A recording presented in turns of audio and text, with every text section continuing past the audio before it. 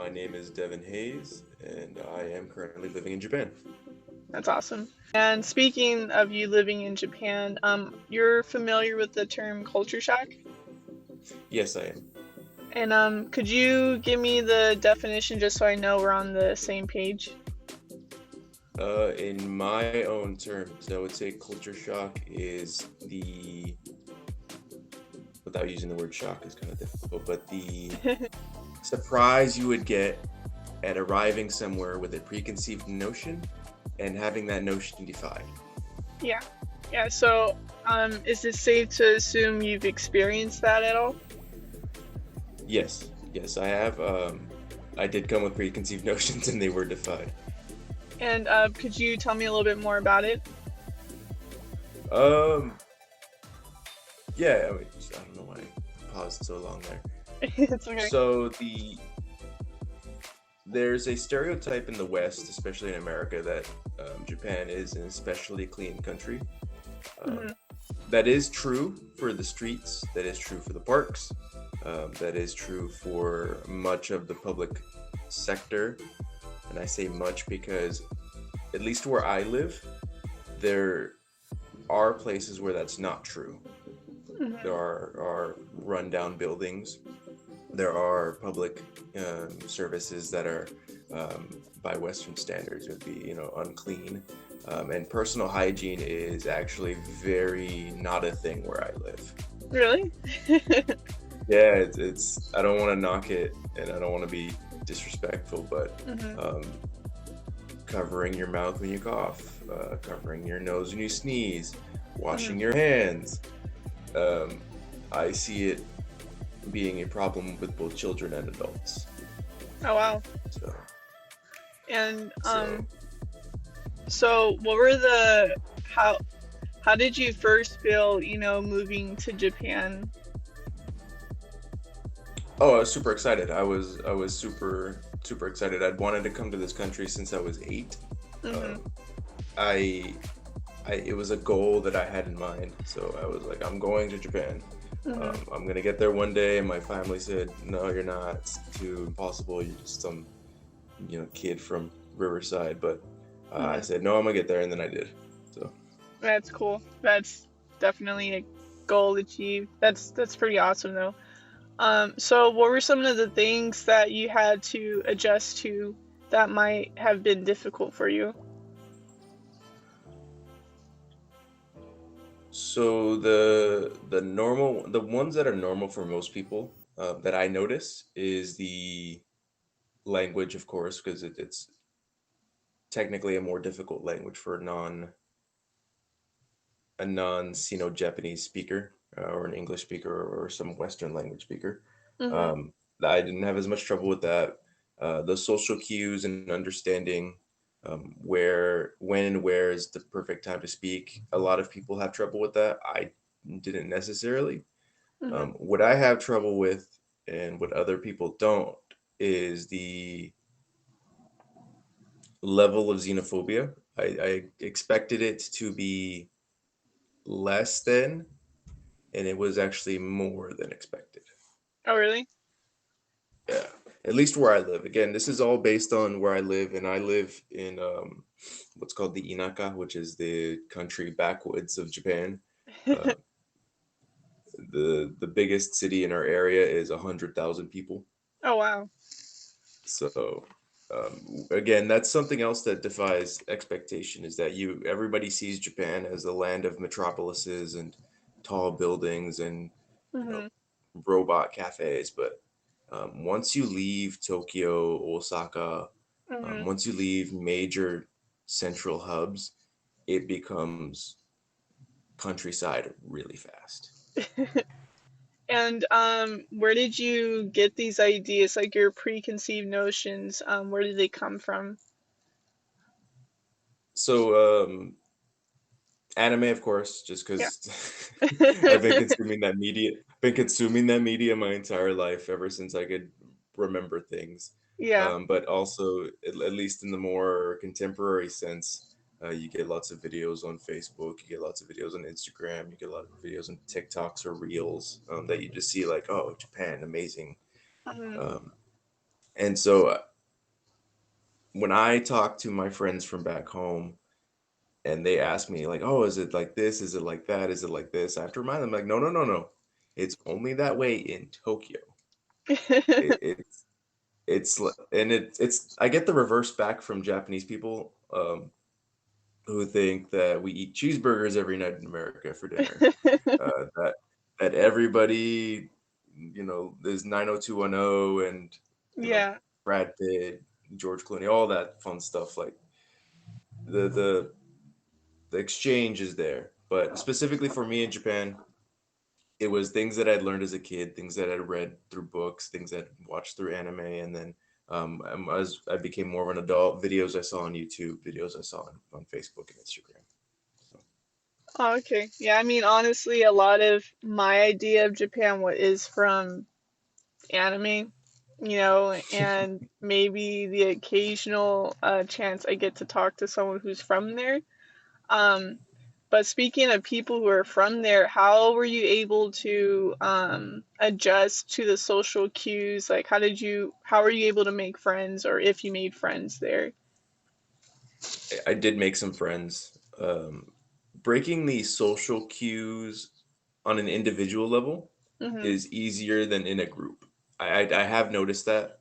Um, I can give probably two or three good examples. I can narrow it. I mean, I guess that depends on what kind of example you would want, but um, so I go to bars not infrequently. Mm-hmm. Uh, it used to be more, now it's less, but when I Yeah. would go, the everybody's shy, and I think that's true for a lot of Americans as well. But here in Japan, like if they're not familiar with you, even a Japanese person, they tend to be on the shyer side. Mm-hmm. Of course, with the Japanese person, they're going to be more open to talking because the language barrier is not there. But especially when an American comes in the room, they're Mm-hmm. like, "What do we do?" If they don't outright kick you out, because we've had that happen Oh, in my really? city. Yeah, yeah, we've been EPI'd a bunch of times, but Oh, wow. I digress. Uh, I digress. So you walk into the room and they're like, "Oh, it's the scary foreigner," and then Mm-hmm. you say something silly in Japanese, and it's not doesn't have to be rude. I hope it's not rude actually, but something just, "Oh, can I have water?" And if you say it slightly wrong or even slightly right, they'll be like, "Oh, okay, he Very wants water." impressed. Yeah. Yeah, yeah. Then you just ease into it. You just Mm-hmm. ease into it. A more beautiful example is my kacho, which is my department head, Mm-hmm. my boss's boss, essentially. Um, he looks like a big scary guy. He's like, work, Yeah. work. But when I started opening up more in Japan, because I'm a shy person myself, like I tend to bottle up. Mm-hmm. I said something to him about poetry, specifically Hanka poetry, which is a type of poetry here in Japan.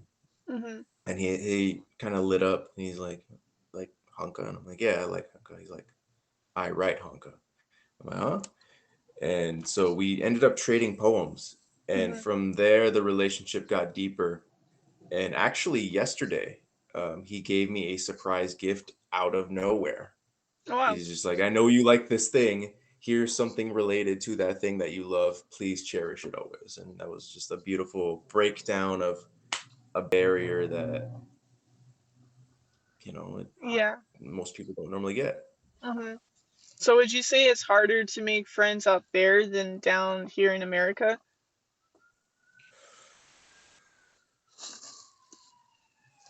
I think in America, you can make fast friends. In Japan,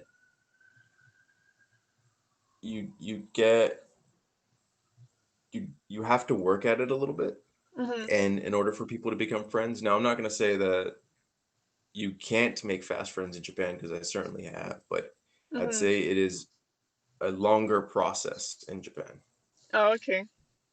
And as far as the culture there in Japan, is there anything that stood out to you that made an impact?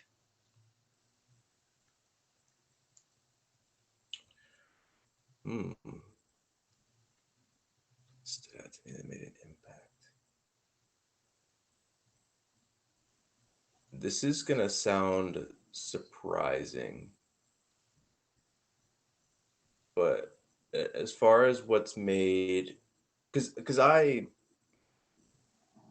consumed a lot of not just media from Japan, but I read a Mhm. lot of like the old epics. Mhm. They have two epics from Japanese culture called the Kojiki and the Nihon Shoki, Mhm. and they are best equivalent to the Western Bible.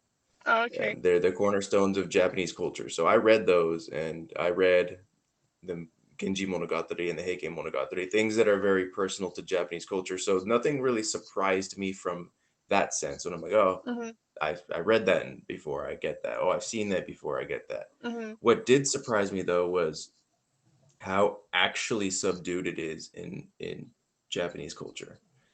I think especially in the West, we imagine that Japanese people are super duper culturally in tune, that they're super like in touch with 2000 years ago Japan, Mhm. that nothing's changed from point A to point B. Mhm. When in reality, what shocked me was how disconnected in some senses they are from older practices. So I would bring up something like, "Oh, did you guys do this for this day?" And they're like, Yeah. "Huh? We don't know about that." I'm like, "Oh, but it's a Japanese cultural thing." They're like, Yeah. "Yeah, but only nerds know about that." They indirectly call you a nerd. Oh no, they directly called me a Oh, nerd really? Oh, at one oh, point. Yeah, dang. they're like, "You nerd." That's funny. So So, is there any tips you would give to someone who would go to Japan, their first time, like how what you wish you knew uh the first time or the first day or first week you went to Japan versus like now that you would have done differently and you would give this advice to, a first timer? mm, assuming that first timer doesn't stay in the major metros like Tokyo, Osaka, Kyoto, Mhm. assuming they leave and go explore the country, and I Mhm. mean like the country, I would say keep an open mind as you would with all things, but have thick skin. Thick Um, skin? have thick skin. I'll admit myself when I came here, my skin was too thin. Um, being denied entry into certain restaurants and bars hurts. It Yeah. doesn't feel good. It's not a nice feeling, and if you dwell in it too long, you'll end up being soured on the experience. But even in a place where you find restaurants and bars that you're thrown out of, or places that they just won't let you because um, Mhm. And it's just with you can foreigners or? just with foreigners, foreigners. Okay, I think the last question I have for you is that would you say that your experience in Japan has been very eye-opening for you, and would you recommend this to anyone? It's been very eye-opening, and I think any experience where you get to leave what you know as your normal and have a new normal is always a positive benefit for you as a person. Hmm. I would recommend that anybody, if they have the opportunity, to go live in another country and experience the culture as they would if they weren't their own culture. Try Hmm. to take in everything as you would if you weren't an American or an English person or such and such and such and such. Um, Hmm. I would recommend not doing that if you're not willing to keep it in mind. If keep that in mind if you're only going to come for a vacation, or if you're feeling like, oh, I want to live there, but I don't want to put any work about learning the language or the culture or anything else. So kind of Then like I if would, you just plan on being reserved and, yeah, not planning to at least participate in someone else's culture. Because, like, I noticed down here too, we kind of like frown upon those who come here and not to try to be a part of it in any sort of way, like sports bars or something like that, yeah, no, no, You- definitely, but like, but Yeah, we Americans do that as well. I can understand that, and I think that I would say the same for anybody going to America or trying to emigrate to America. Like, keep an Mhm. open mind, try to participate, and you'll find somebody you'll get along with, and you'll just absorb more than if you would go there as yourself and be blocked off. Yeah, yeah, and I can definitely see that. Um, well, thank you so much for your time, taking Oh, time you're out of welcome. your day for this interview. Um, yeah, hope you have a good day at work. Thank you. You're See you welcome. around. All right.